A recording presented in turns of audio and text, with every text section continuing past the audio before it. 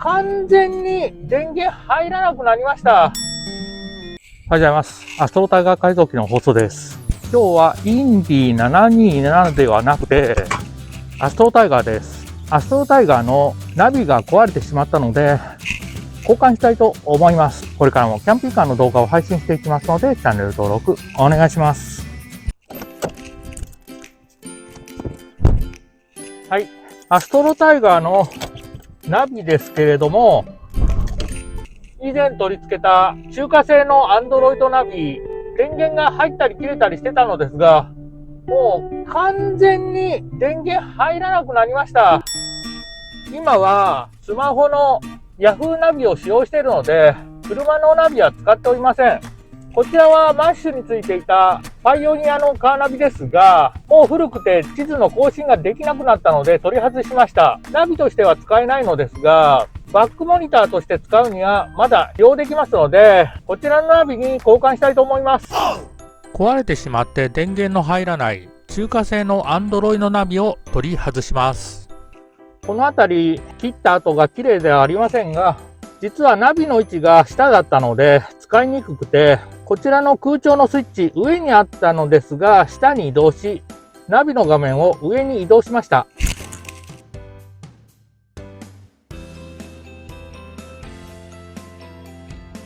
これがバックカメラかな。GPS、ラジオ、これはオーディオの出力。ヒューズ確認してみます。はい、外れないな。よいしょ。切れてはないですね。やっぱりナビ自体がもうダメなんだと思います。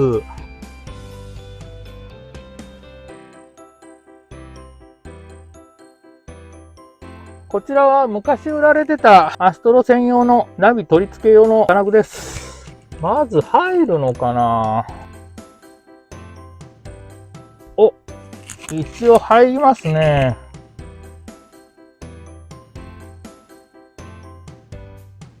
この2箇所ぐらいですね。ここじゃなくて、こっちか。ここには穴がありますが、ここはネジ山がないので、こっちですね。この辺ですかね。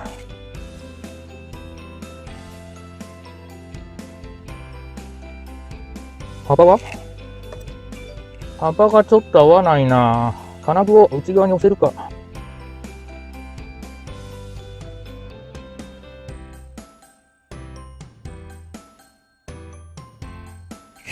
寄せたら大丈夫みたい。よし。これで位置が合えば。お、ここ合いましたね。大丈夫そうです。あとは配線を取り付けて動作確認していきたいと思います。あれ、ここじゃないか。これがこっち。どれがどれなんだかテプラで貼ってるからなんとかわかるかな。全然出てこないな、配線が。よいしょ。うわ、困ったな。一回こちらの半分自作したセンターコンソールを取り外してから配線したいと思います。配線の奥、これ外したら出てくるんじゃないかと思います。センターコンソール右側のボルトを取り外します。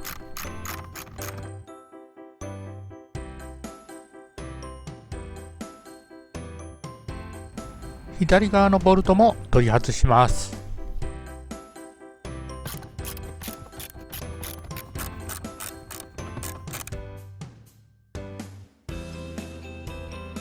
センターコンソール下側のナットを緩めます。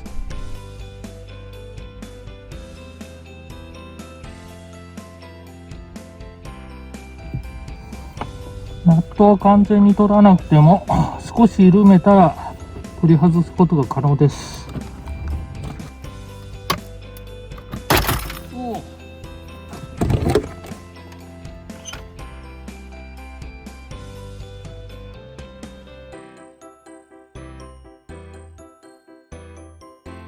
これで切り離しできましたね。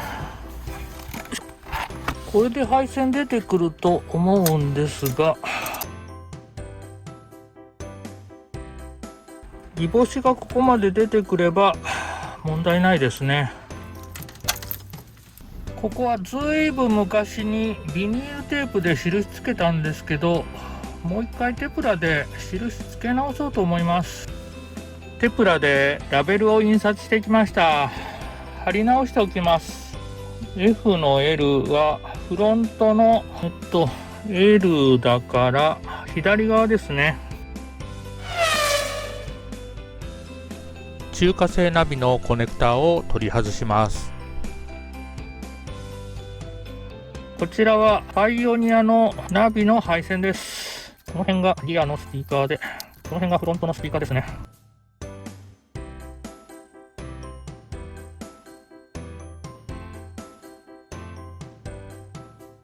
スピーカーはこれで終わり。あと、バッテリー、イルミネーション、アクセサリー、アンテナは関係ないですね。アンテナのコントロールは。アースと、車速と、リバース。車速とリバースは必要ないかな。これはいかんな。ここ長すぎるやつ。少し切ります。このタイプは切っておかないとちょっとはめにくいです。はい。これはアクセサリー電源。ここも切らないとはまらないな。アクセサリー電源。これがバッテリーだな。ここもか。バッテリー。アースはこちらのギボシ端子に取り付けたいので、こちらにもギボシ端子を取り付けます。ギボシ端子を取り付けましたので接続しておきます。車速を探したらここに車速の配線ありました。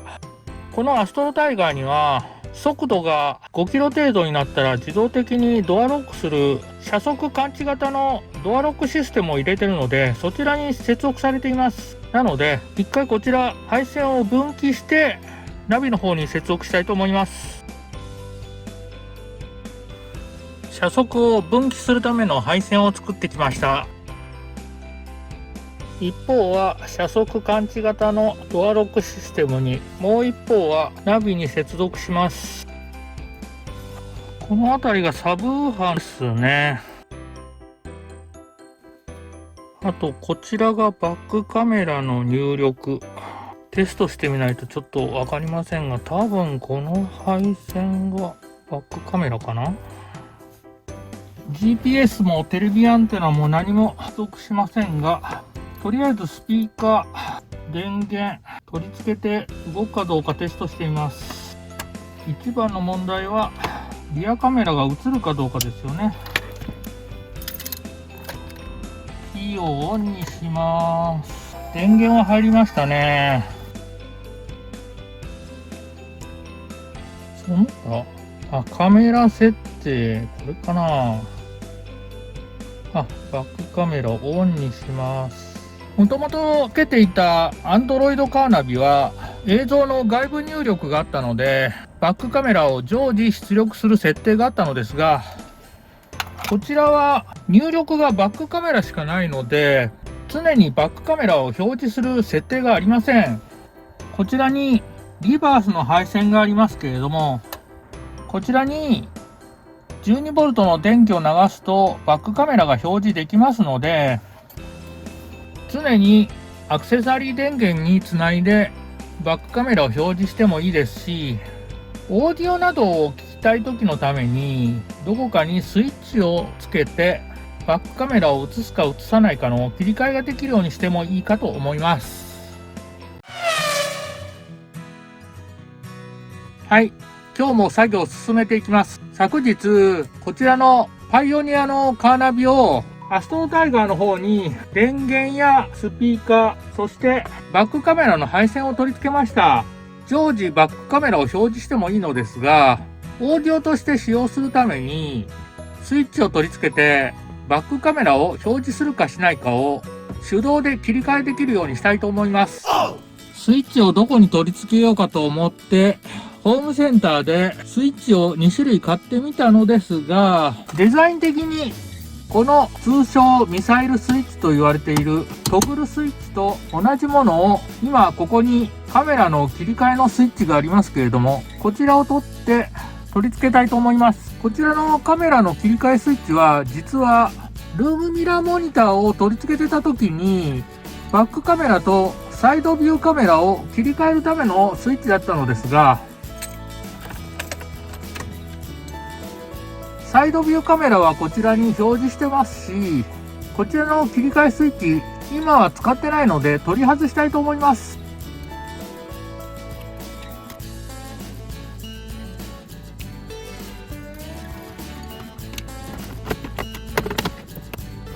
あとついでに、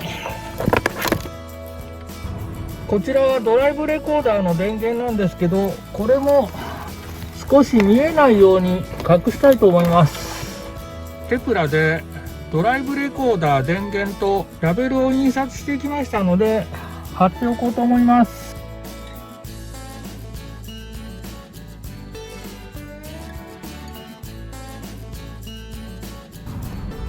スイッチを取り付けるには穴が小さいので少し広げておきます。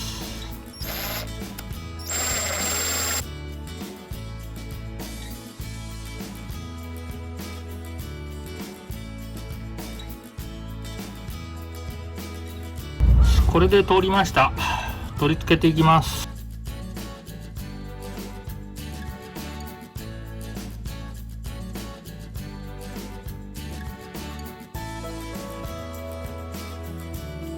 これはまんないかな。違うわ。ああ、ここか。この端子がかかっちゃうんですね。こんな感じか。逆の方が良さそうだな。180度回転して取り付けました。ですがここもう端子ギリギリですね。まあこんなもんでしょう。あとはこちらに配線取り付けていきます。こちらのスイッチ、ここに LED のランプがありますので、こちらにアース配線を取り付けたいと思います。今ナビにつながっているアース配線ですが、こちらを分岐して、どのくらいの長さかな。このくらいあればいいかな。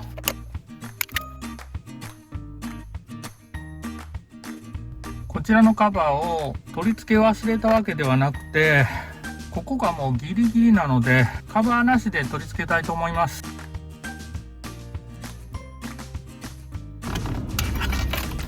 奥が遠いな。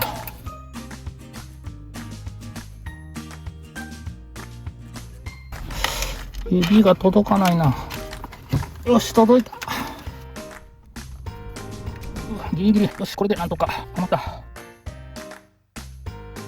あとはこちらにアクセサリー電源を取り付けて、こちらから出た配線をナビのリバース配線に取り付けたいと思います。この平端子取り付けるにはちょっとカバーが長いので少し切っておきます。こちらをアクセサリー電源に取り付けます。もう一方も切って取り付けます。こちらはスイッチがオンの時に通電します。オンで通電。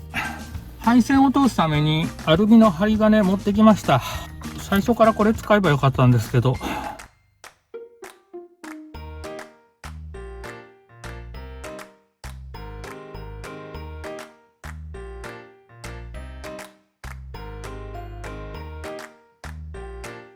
分岐で配線を増やすのはよくありませんが、こちらもアクセサリー電源分岐して取りたいと思います。あ、ここも長いのか。あとはこちらにもギボシを取り付けておきましたので、こちらをリバース配線に取り付けます。この配線がナビのリバース、この配線がナビのアースで、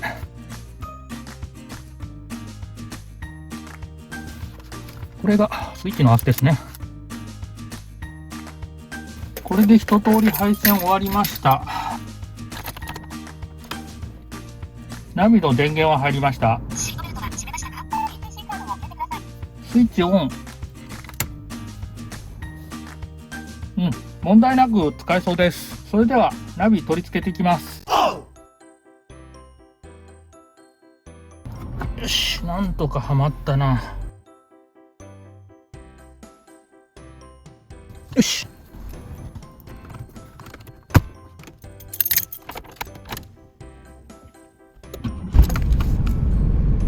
ちょっとエンジンかけるとノイズが入りますね。まあ使えなくはないでしょう。ナビを取り付けましたので、センターコンソール取り付けていきたいと思います。ちなみにこちらのセンターコンソール、ここから後ろは元々のセンターコンソールですが、ここから前は自作で作りました。こちらにはウーファースピーカーを埋め込んで、こちらにドリンクホルダーを追加しております。こちらが元々のセンターコンソールなのですが、こちらに小物入れがある分、ここが出っ張っています。こちらには冷蔵庫を置いておりますので、センターコンソールに出っ張りがあると冷蔵庫に当たってしまって邪魔になるので、センターコンソールは改造しております。それでは取り付けていきたいと思います。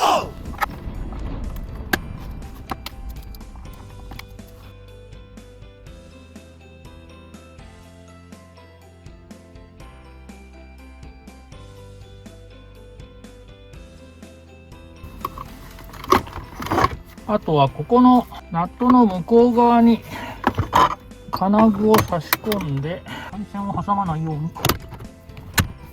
よし。あとはこことここにボルトを取り付けていきます。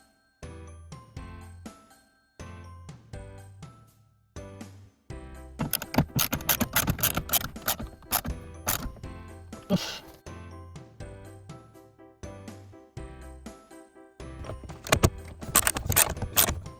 よいしょ。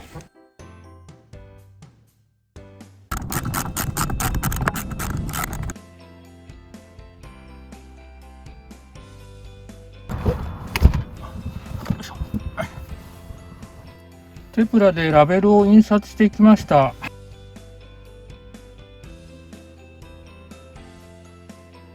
あ、しまった。バックカメラって印刷しようと思ったのに、バッテリーカメラって印刷しちゃいました。ダメだこれは。テプラで印刷していきました。貼っていきます。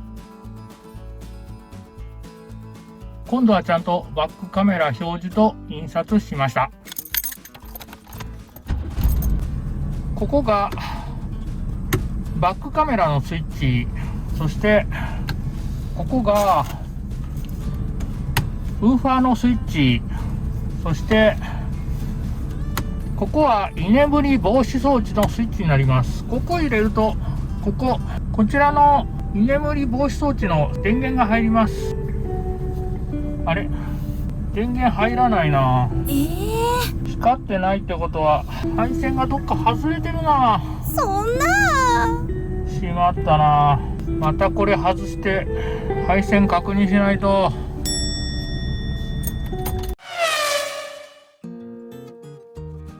うございます。今日も作業していきます。昨日ナビの方を取り付けたんですけれども、もう一回すべて取り外して配線見直しておりました。実はこちらの居眠り防止装置のスイッチを入れても電源が入らなかったので調べてたら、奥にあるギボシが抜けておりました。ギボシと言っておりますが、シガーソケットの間違いです。しっかり差し直しましたので、今はこちら LED のライトが光ってるの分かりますでしょうか。電源入るようになりました。こちらの居眠り防止装置のスイッチを入れると、こちらの居眠り防止装置の電源が入ります。運転者の瞳を感知します。目をつぶってしまったりよそ見をした時にブザーで知らせてくれるので、夜の運転では必ず電源を入れています。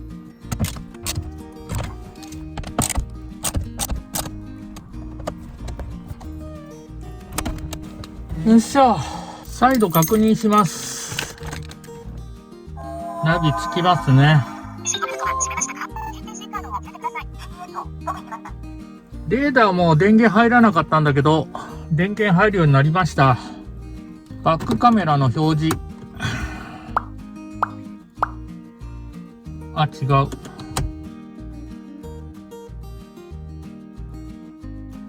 つなぎ直したからな。設定が元に戻っちゃったみたい。バックカメラの表示。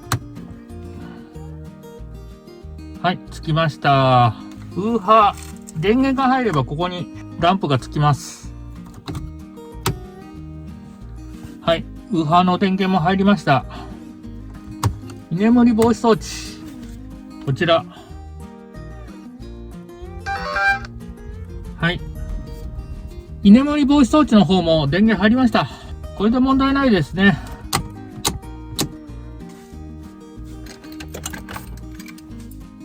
はい。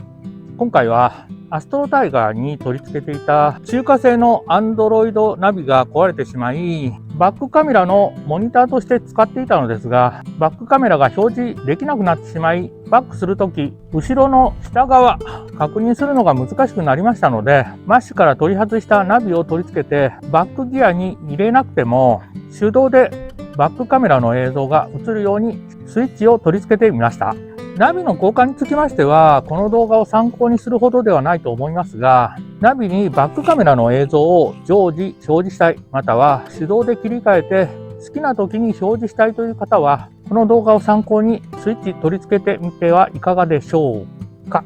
最後に、今週は和歌山で開催のキャンピングカーバケーションに参加いたしますので、参加の方はどうぞよろしくお願いします。今回の動画は以上になります。いつもいいねとコメントありがとうございます。